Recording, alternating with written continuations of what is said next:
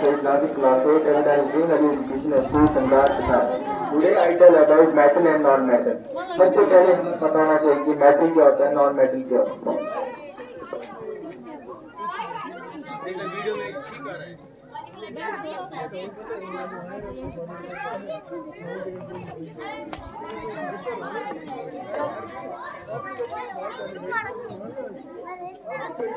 Metal जो होते हैं उनके अंदर फ्रीली इलेक्ट्रॉन्स पाए जाते हैं, जो नॉन मेटल होते हैं उनके अंदर फ्री इलेक्ट्रॉन्स नहीं पाए जाते हैं।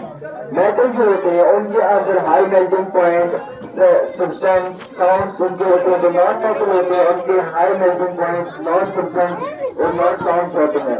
और इसके लिए मेरे बनाए प्रोजेक्ट आपके सर्किट, इसकी मदद से मैं आपको दिखाऊंगा।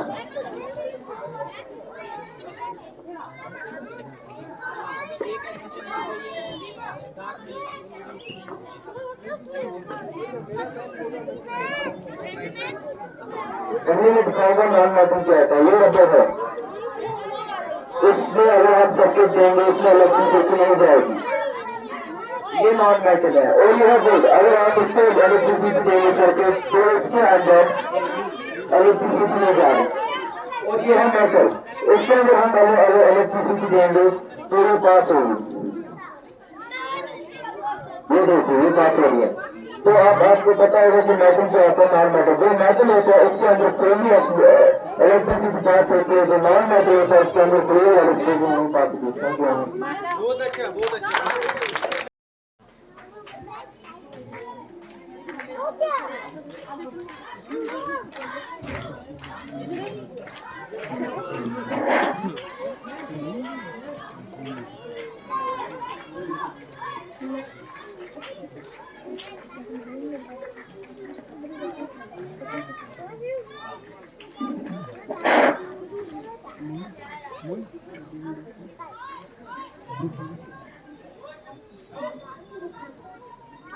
Hello everyone, myself is from class 8, represent Dream Valley Educational Institute, Tandar Karna. Today I will teach you about phases of the moon. So let's start. Okay. So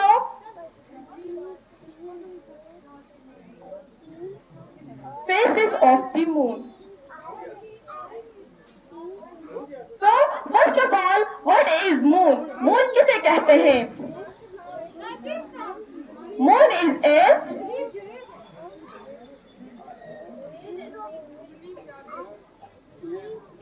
is a natural satellite. It is only one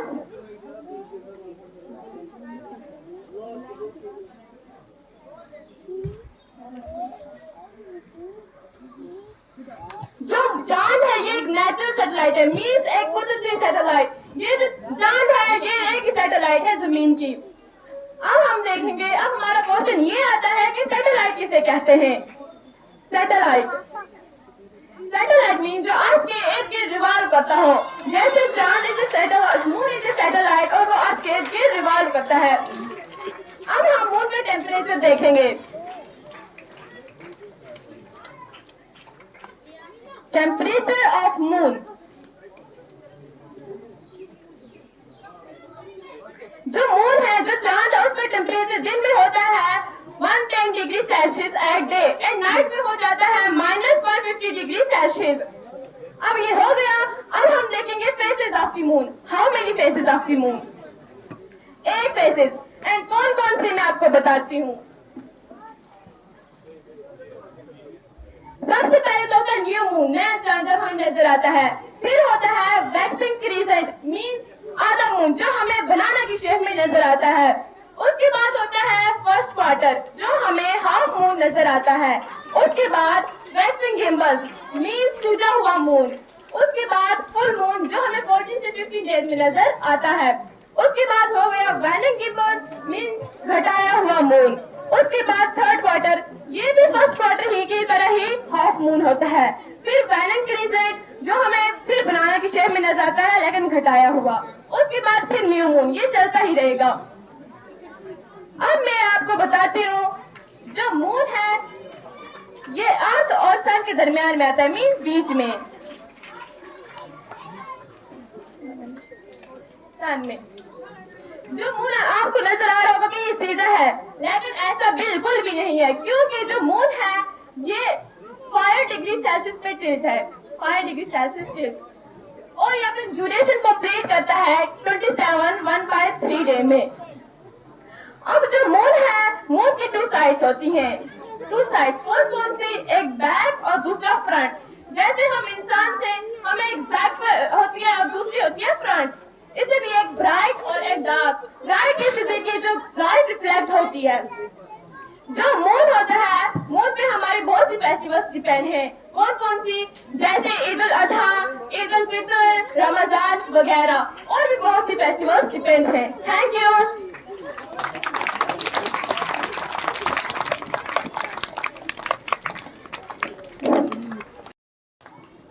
I lead no party, I follow no leader. I have given the best party, the best part of my life.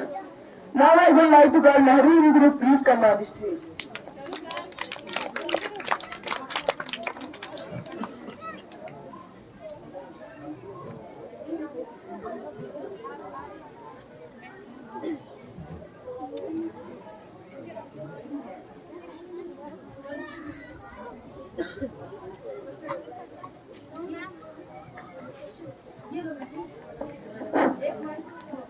अस्सलामुअलैकुम, my son Mariam Das from class 3। आज आपको एकता दिवस के बारे में छोटा सा programme है। चलिए शुरू करते हैं। आप कौन है? मैं राष्ट्रीय दिवस तिरंगा हूँ।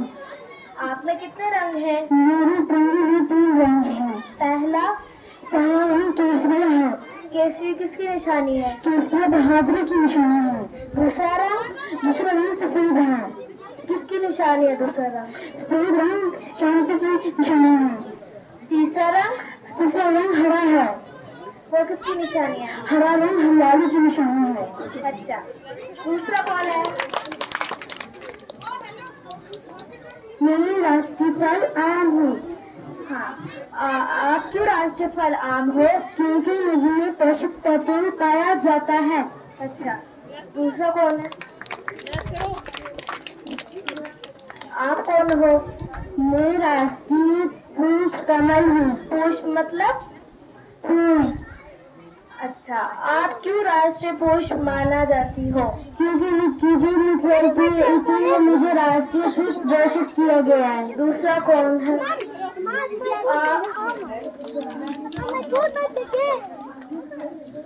आप कौन हो? मैं राष्ट्रीय पशु बाघ हूँ। पशु मतलब? जानवर। अच्छा, आप क्यों राष्ट्रीय पशु बाघ हो? मैं फर्तीला और तेज हूँ। अच्छा, दूसरा कौन है? आप कौन हो? मैं राष्ट्रीय पशु मोर हूँ। पशु मतलब? पक्षी जानवर बर्ड। अच्छा, आप क्यों राष्ट्रीय पक्षी हो? मैं बहुत खूबसूरत हूँ, इसलिए मैं राष्ट्रीय पक्षी घोषित किए गए हूँ। अच्छा, दूसरा कौन? आप कौन हो? मैं राष्ट्रीय जलीय जीव डॉल्फिन हूँ। जलीय जीव मतलब? जो पानी में रहते हैं। अच्छा, आप क्यों राष्ट्रीय जलीय जीव डॉल्फिन मानी जाती हो? क्योंकि मैं मीठे पानी में रहती हूँ। मीठे पानी, उसका नाम क्या है? मीठे पानी का नाम? गंगा नदी। हम सब भारत की शान है और पहचान है।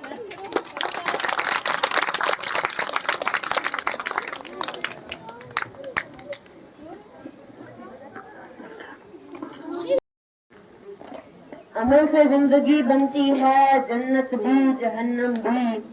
अमल से जिंदगी बनती है, जन्नत भी जहन्नम भी। ये खाकी अपनी फितरत है, न नूरी है न नारी है। The new world is as yet behind the veil of destiny in my eyes. However, its dawn has been unveiled. Now I would like to call Umar Raouf. Please come on the stage. 3 claps, ready, go. 1, 2, 1, 2, 3. 1, 2, 1, 2, 3.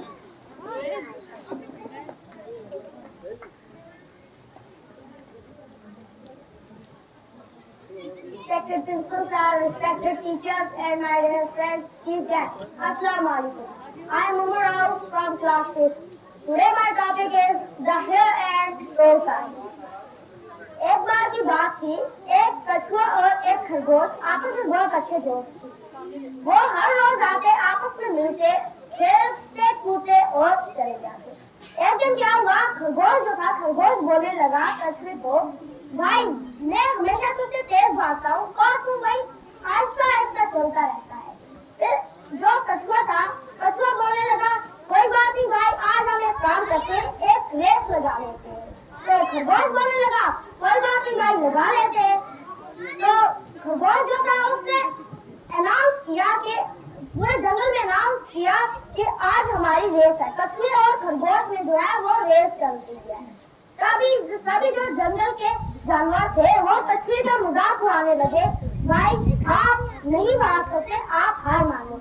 लेकिन जो कछुआ था उसने हार नहीं मानी और कछुआ बोलने लगा, मैं लगाऊंगा रेस। और जब रेस स्टार्ट की गई, उन्होंने एक स्टार्टिंग पॉइंट और एक फिनिशिंग पॉइंट लगाया। जैसे ही रेस स्टार्ट की गई, जो खरगोश था, खरगोश तेजी से भागने लगा और वो बहुत दूर चला गया। और जो कछुआ था, कछुआ आहिस्ता आहिस्ता चलता गया। जब खरगोश बहुत दूर चला गया, खरगोश ने पीछे जाकर देखा, खरगोश ने देखा जो कछुआ था वो बहुत पीछे रह गया था। और खरगोश ने सोचा, मैं कुछ देर के लिए आराम कर लेता हूँ, क्योंकि कछुआ जो है वो बहुत पीछे चला गया है। और जो खरगोश था वो पेड़ के नीचे सो गया। और जो कछुआ था, कछुआ अभी भी, कछुए ने हार नहीं मानी और कछुआ आहिस्ता आहिस्ता चलता गया। कछुआ जो था चलता रहा, लेकिन उसने हार नहीं मानी। जब कछुआ खरगोश के पास पहुंचा, जब खरगोश सो रहा था, तो कछुए ने सोचा, मैं आहिस्ता से यहाँ से निकल जाता हूँ। और जो था कछुआ था वो आगे आगे चलता गया। जब कछुआ फिनिशिंग पॉइंट पर पहुंचा तो खरगोश की आंख खुली। खरगोश ने देखा कि कछुआ जो है वो फिनिशिंग पॉइंट पर पहुंच गया है। और खरगोश जो था वो तेजी से भागने लगा, भागते भागते, लेकिन बहुत देर हो चुकी थी। जो कछुआ था उसने फिनिशिंग पॉइंट को टच कर दिया था और सबने कछुए की तारीफ की, भाई तुमने हिम्मत नहीं हारी और आगे बढ़ते गए। इसीलिए जो खरगोश था, खरगोश ने भी हार मान ली और कहा, हाँ भाई आप जीत चुके थे। और इस कहानी से हमें यही सीख मिलती है, slow and steady won the race. इस कहानी से हमें यही सीख मिलती है कि आहिस्ता आहिस्ता हम अपने मकसद पर जब चलेंगे ना, वो मकसद हमें, वो कामयाबी हमें जरूर मिलेगी। जो हम तेजी में आगे, जल्दबाजी में अगर हम वो कुछ काम करेंगे तो उसमें हम बहुत सी नॉलेज खो देते हैं। जैसे कल का काम हम आज करें और आज का काम हम कल करें, इसमें हम बहुत सी नॉलेज खो देते हैं। हम अगर आहिस्ता आहिस्ता अपने मकसद पर पहुंचेंगे ना, तो वो मकसद हमें, वो कामयाबी हमें जरूर मिलती है जो जल्दबाजी में हमें नहीं मिलती। थैंक्स। Ready, go. 1, 2, 1, 2, 3. 1, 2, 1, 2, 3. दुनिया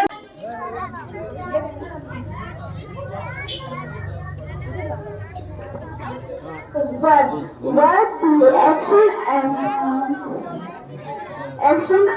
the going.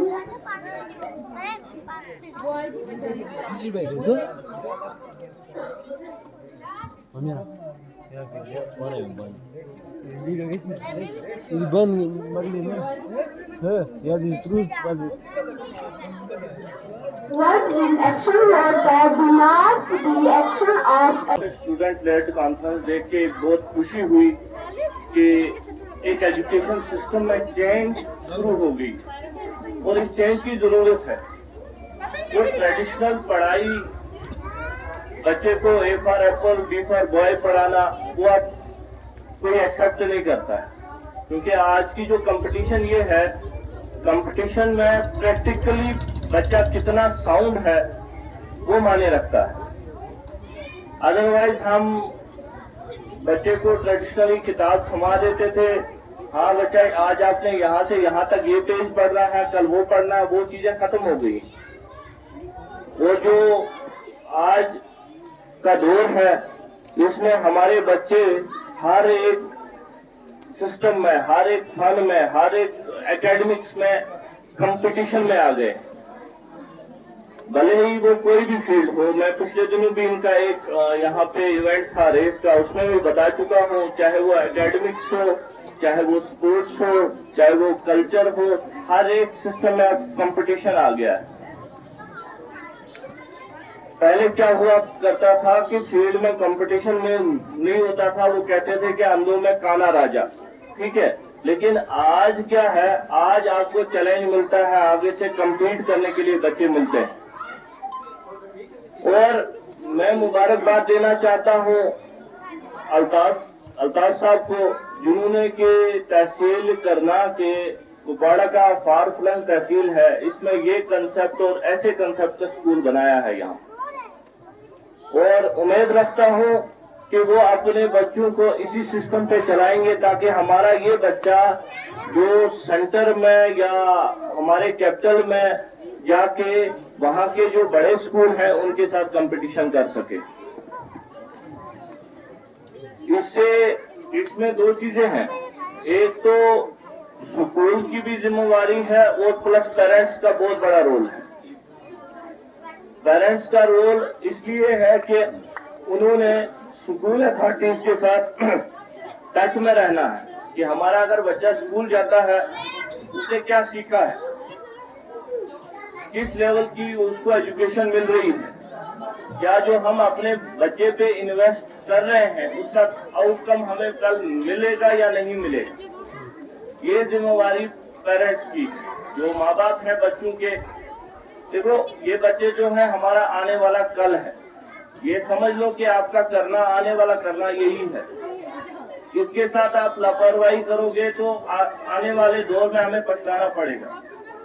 इसमें पेरेंट्स को भी इंटरेस्ट लेना है, इसमें स्कूल अथॉरिटीज को भी इंटरेस्ट लेना है, और इसमें प्लस जो हमें ये कॉम्पिटिटिव, जैसे ये आज ये बच्चों ने यहाँ पे प्रेजेंटेशन दी प्रैक्टिकल तौर पे, ये चीजें जो कंसेप्ट इस स्कूलिंग में आएगा उससे हमारे बच्चे जो हैं, हमारे बच्चे मेलनसन, डिस्को, ग्रीन वैली, जितने भी हमारे बड़े स्कूल हैं उनके साथ कंपटीशन में आ जाएंगे।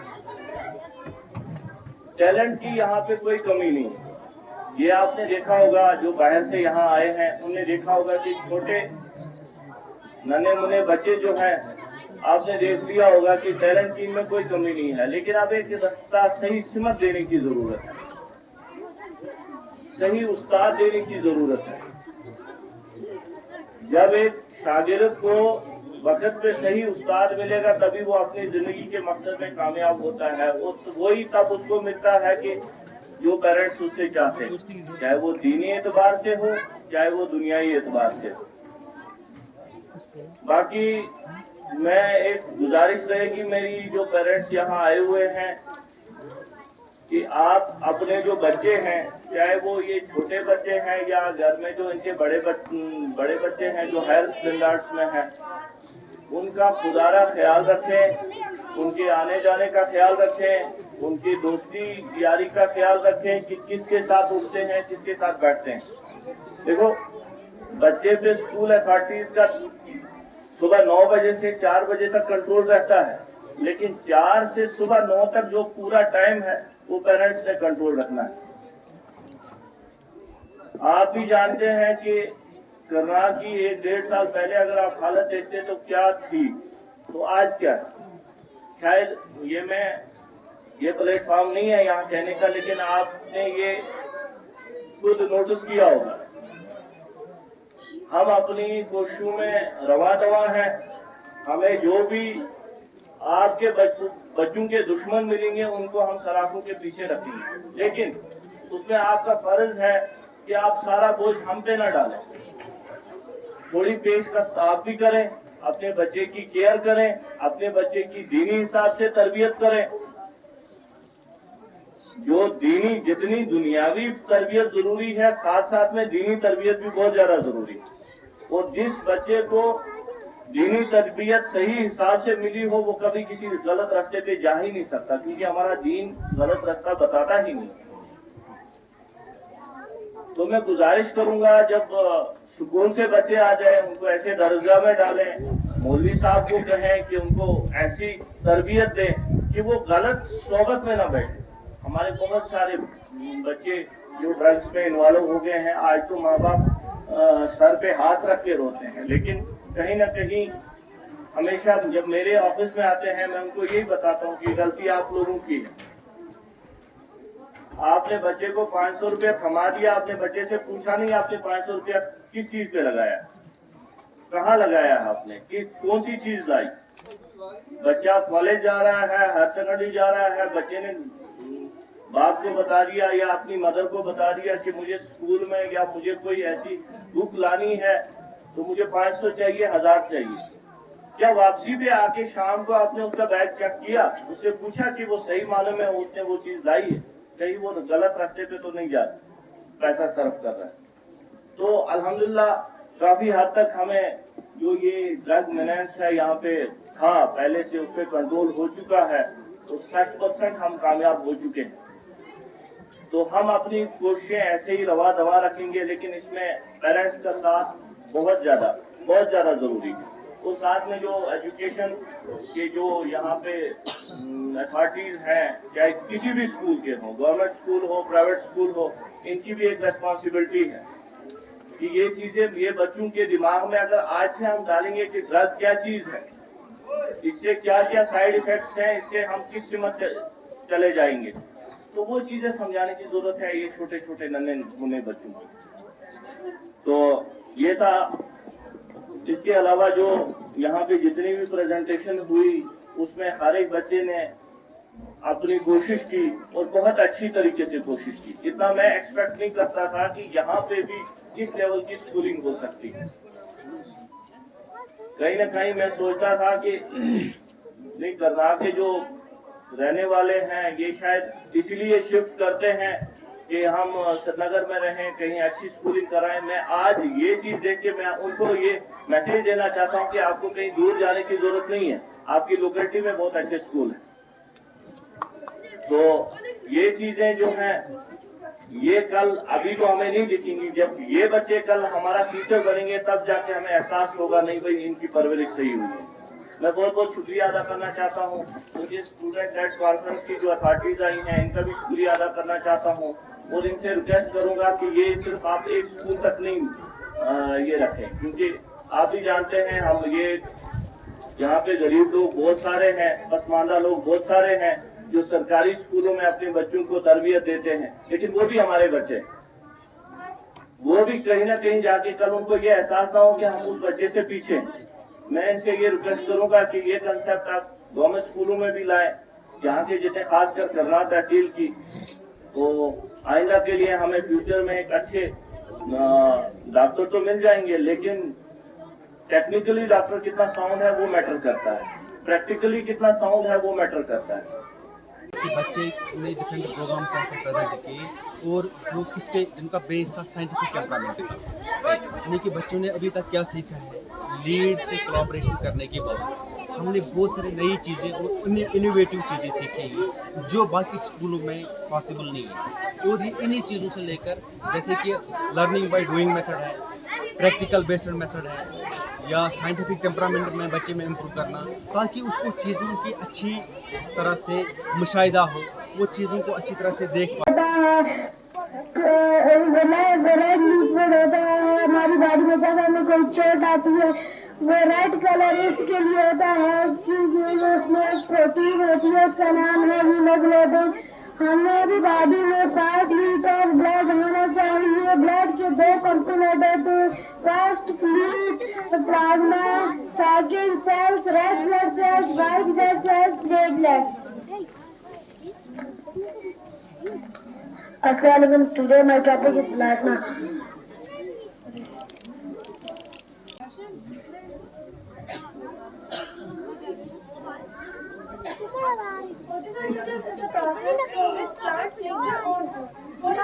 प्रोसेस होता है जिससे जो प्लांट्स है वो अपनी जगह खुद तैयार करते हैं। इसमें प्लांट्स को अपनी जगह खुद तैयार करने में 4 इंग्रेडिएंट्स केसरी किसकी निशानी है? केसरी बहादुरी की निशानी है। दूसरा रंग सफेद है। किसकी निशानी है दूसरा रंग? सफेद रंग शांति की निशानी है। तीसरा रंग हरा है। वो किसकी निशानी है? हरा रंग हरियाली की निशानी है। अच्छा, दूसरा कौन है? एक्शन दिखाएंगे। Respected principal sir, teachers and my dear friend, Assalamu alaikum. My name में होता है बिगनिंग, मिडल, एंड, और उसमें हम वर्ड्स को तोड़ के पढ़ते हैं। जैसे हमारे पास है GLC, कुछ एग्जांपल्स हैं, जैसे glass, glass, on the ride, आप राइड के ऊपर बैठ सकते हो। फिर यार सो मच फन, मेले में बहुत मजा आता है। इस स्टोरी के अंदर जो वर्ड्स हैं वो हम आपको बताते हैं। उसका टेम्परेचर दिन में होता है 110 degree Celsius at day and night में हो जाता है -150 डिग्री सेल्सियस। अब ये हो गया। अब हम देखेंगे faces of the moon. How many faces of the moon? 8 faces. And कौन कौन से मैं आपको बताती हूँ। सबसे पहले तो होता है न्यू मून, नया चांद जब हमें नजर आता है।